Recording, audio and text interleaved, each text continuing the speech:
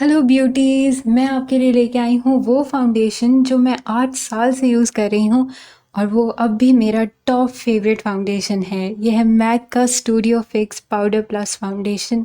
और इस फाउंडेशन की क्या ही बात है, लेकिन क्योंकि ये फाउंडेशन बहुत एक्सपेंसिव है इसलिए फेक और रियल के बीच में डिफ्रेंशिएट करना आपको आना चाहिए, और वो मैं सिखाऊंगी आपको इस वीडियो के एंड में। तो प्लीज़ इस वीडियो को एंड तक देखते रहिएगा ताकि आप भी इसके पाकिस्तान में रहते हुए या इंडिया में रहते हुए स्पेशली आप इसका रियल पीस ही बाय करें, because you will be paying a hefty price for it. मेरा परफेक्ट शेड है इसमें NC25, और मेरा पिछला वाला जो है वो ऑलमोस्ट ख़त्म होने वाला है, तो मैंने एक इसका रीपरचेज़ किया है and I am so excited to unbox this. First impression देखे तो आपको ऐसा लगेगा कि ये कॉम्पैक्ट पाउडर की तरह ही पाउडर है, लेकिन डू नॉट बी मिस्टेकन, ये है पाउडर प्लस फाउंडेशन जो कि आपको फुल कवरेज देता है, वो भी पाउडर फॉर्म में, एंड इट्स अमेजिंग। इसको अनबॉक्स करते हैं and I am so excited to have a new piece finally, क्योंकि मेरा पिछला वाला एंड होने वाला है and you have no idea कि मुझे कितनी एक्साइटमेंट है इसका नया पीस ऑर्डर करके रिसीव करके। Just look at this foundation. इसकी overall packaging and coverage is just कमाल। ये फाउंडेशन आपको देता है एक लाइट सी कवरेज भी, और अगर आप चाहें तो इसकी कवरेज आप बढ़ा के फुल कवरेज भी कर सकते हैं। जैसे कि आप सारे फाउंडेशंस या मेकअप लगाने से पहले skin prep is very important, उसी तरह इसमें भी skin prep is very important. Mild से फेस वॉश से अपना फेस वॉश करें, उसके बाद मॉइस्चराइज़र लगाएं, प्राइमर लगाएं, और फिर इस फाउंडेशन को with the help of a brush लगाएं, because it and enjoy a beautiful finish. इसके साथ एक इसका स्पंज एप्लीकेटर भी आता है जो कि मुझे बिल्कुल नहीं पसंद। ये वेट एंड ड्राई फाउंडेशन है, तो आप इसको वेट भी यूज़ कर सकते हैं और ड्राई भी। मुझे दोनों तरीके से ही ब्रश से लगाना पसंद है। अगर आप इसको स्पंज से यूज़ करते हैं वेट, तो इसके नीचे जो जाली दी हुई है उस पर आप इसको रख दें तो वो स्पंज आपका ड्राई भी हो जाता है, but personally I don't like the sponge और उसकी फिनिश मुझे बिल्कुल भी नहीं पसंद, तो आई रेयरली यूज़ द स्पंज। इसका NC25 दूसरा जो कि मैं प्रीवियसली यूज़ कर रही थी, वो भी आप देखें इन कंपैरिजन कि मैंने कितना इसको यूज़ किया है, because I absolutely love this foundation. MAC का ये वाला फाउंडेशन परफेक्ट है ऑल स्किन टाइप्स के लिए, चाहे वो ऑयली हो, कॉम्बिनेशन हो, या इवन अनबिलीवेबली ड्राई स्किन के लिए या oily skin with dry patches के लिए भी ये फाउंडेशन बहुत अच्छा रहता है। ये फाउंडेशन केकी पाउडरी नहीं होता, ये जब आप इसको अप्लाई करते हैं तो ये एकदम मेल्ट हो जाता है आपकी स्किन के साथ और एकदम smooth and beautiful flawless finish आती है, इवन इन पिक्चर्स और रियल लाइफ में, दोनों में। इसकी कमाल की फिनिश और कमाल की इसकी कवरेज की वजह से ये मेकअप आर्टिस्ट और सेलिब्रिटीज़ का टॉप फेवरेट फाउंडेशन है, और मैंने भी इसको पहली दफ़ा 8 साल पहले एक सेलिब्रिटी से इंस्पायर होके लिया था, और देखिए मेरी कलेक्शन तब से अब तक कितनी बड़ी हो चुकी है। I am obsessed with this foundation. इसकी अगर आप राइट कलर चूज़ करते हैं तो ये फाउंडेशन कभी भी आपके ऊपर वाइट सा लुक नहीं देता, और ये फ्रेग्रेंस फ्री फाउंडेशन है जो कि मुझे बहुत अच्छा लगता है। ये वाला जो है ये NC45 है जो कि मेरा फर्स्ट फाउंडेशन था, और इसकी हालत ख़राब हो गई है, लेकिन मैं इसको कभी भी नहीं फेंकूँगी बिकॉज़ ये मेरा पहला प्यार है और इसी से शुरू हुआ था मेरी मैक से मोहब्बत की journey. I am since 2016 obsessed with this foundation.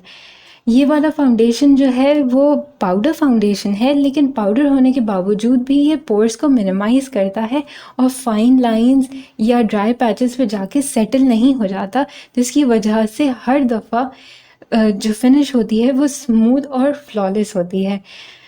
ये फाउंडेशन जो है यंग और मैच्योर दोनों तरह की स्किन के लिए परफेक्ट है। और सबसे बेहतरीन बात मुझे जो लगती है वो इस फाउंडेशन की वो ये है कि ये एक्ने प्रोन स्किन के लिए बहुत अच्छा रहता है।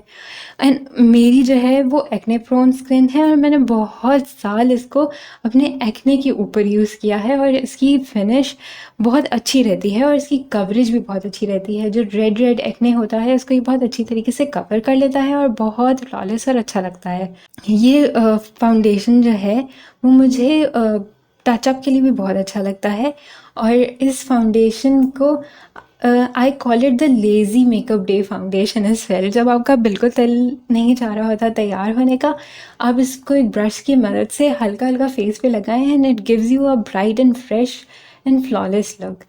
इसका मैं NC45 स्वॉच कर चुकी हूँ और अब मैं स्वॉच कर रही हूँ NC30।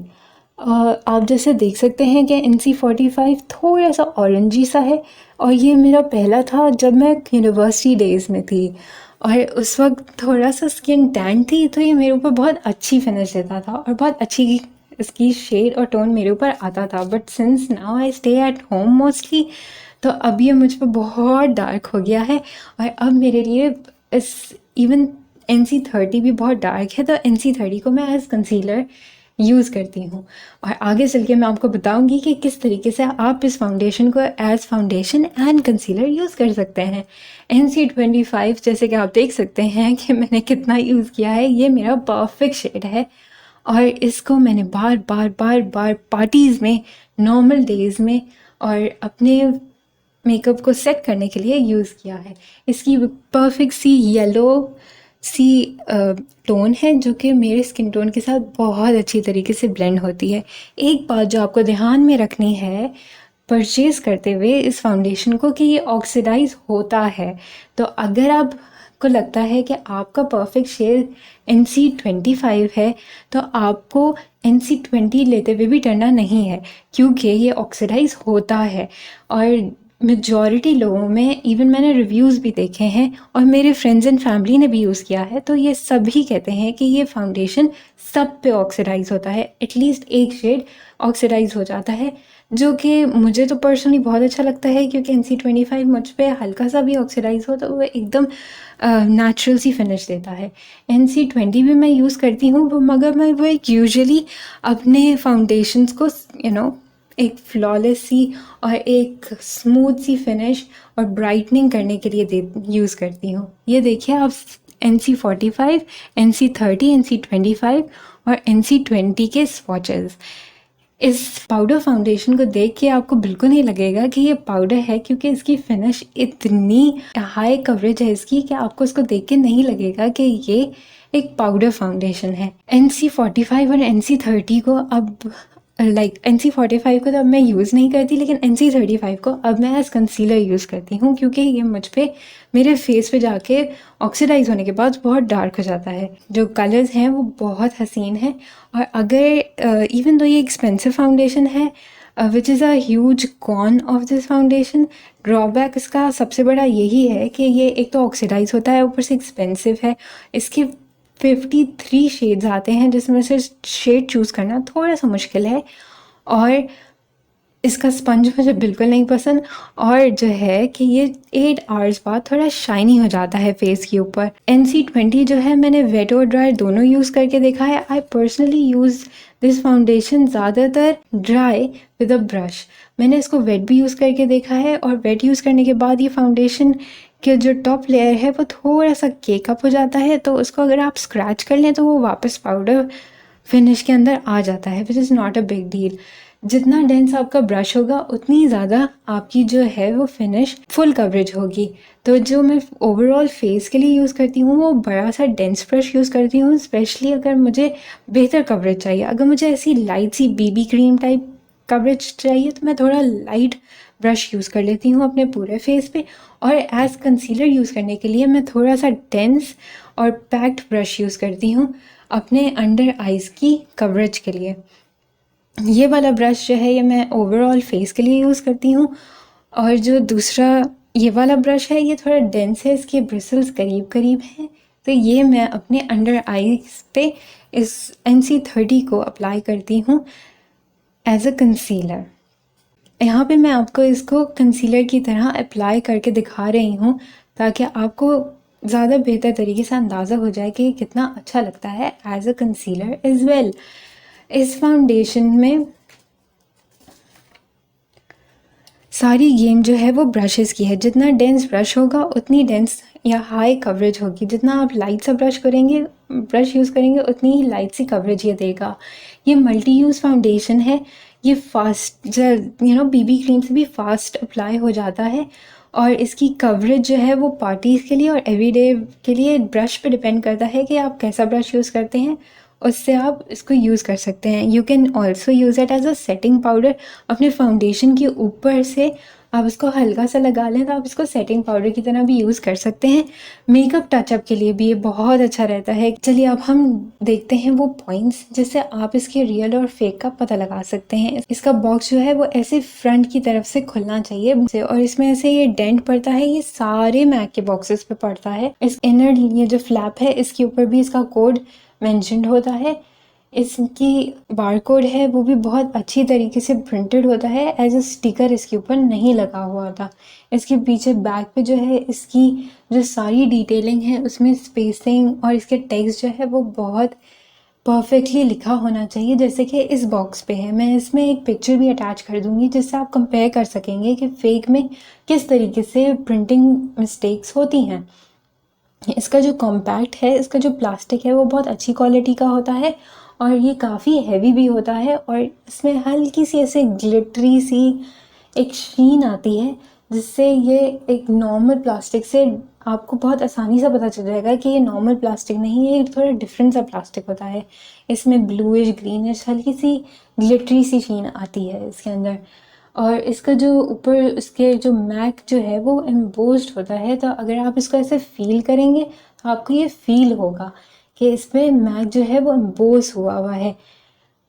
और ओवरऑल जो है इसकी प्रिंटिंग क्वालिटी जो होगी वो टॉप क्लास होगी। इसकी बैक पे जब आप देखेंगे तो इसमें एक ऊपर की तरफ कोड होगा, इसके नीचे एक कोड होगा, इसके मैक की डिटेलिंग इसमें लिखी हुई होगी जो कि ऑल्सो एम्बोस्ड होगी। तो आप इसको टच करेंगे तो आपको फील होगा कि ये ऊपर से प्रिंटेड नहीं है, ये इसमें एम्बोस हुआ हुआ है। इसका जो प्रोडक्ट का जो कोड है ये इसके बार कोड के नीचे भी सेम कोड प्रिंट हुआ हुआ होगा जो कि यूजुअली फेक वालों में नहीं होता।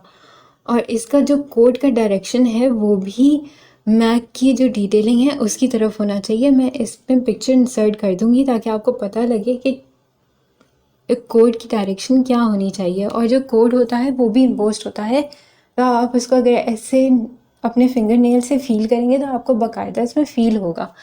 इसमें जो ओरिजिनल होता है मैक का पाउडर, उसमें पैन में और प्लास्टिक में थोड़ा सा डिफरेंस होता है बीच में। और इसकी जो पाउडर होता है उसमें ऐसे बारीक बारीक स्क्वायर्स की तरीके से शेप होता है, टेक्सचर बना हुआ होता है जो कि सिर्फ ओरिजिनल फाउंडेशन के अंदर ही होता है। फेक वालों में ये टेक्सचर लाना, मैंने तो अभी तक फेक वालों में ये वाला टेक्सचर नहीं देखा। इसका जब आप स्पंज वाला एरिया ओपन करते हैं तो वहाँ भी एक कोड जो है वो एम्बोस्ड है और इसकी जो एक्चुअल जहाँ स्पंज रखा हुआ है वहाँ भी सेम कोड या फिर 2 नंबर वाला कोड जो होगा वो एम्बोस हुआ हुआ होगा, जिससे आपको पता चलेगा कि ये दोनों जो हैं वो ये एक बहुत इम्पॉर्टेंट निशानी है, क्योंकि जो यूजुअली फेक होते हैं उनमें इतनी ज़्यादा डिटेलिंग नहीं होती कि अंदर हर तरफ इसके कोड दिए हुए हों, क्योंकि ये बहुत एक्सपेंसिव है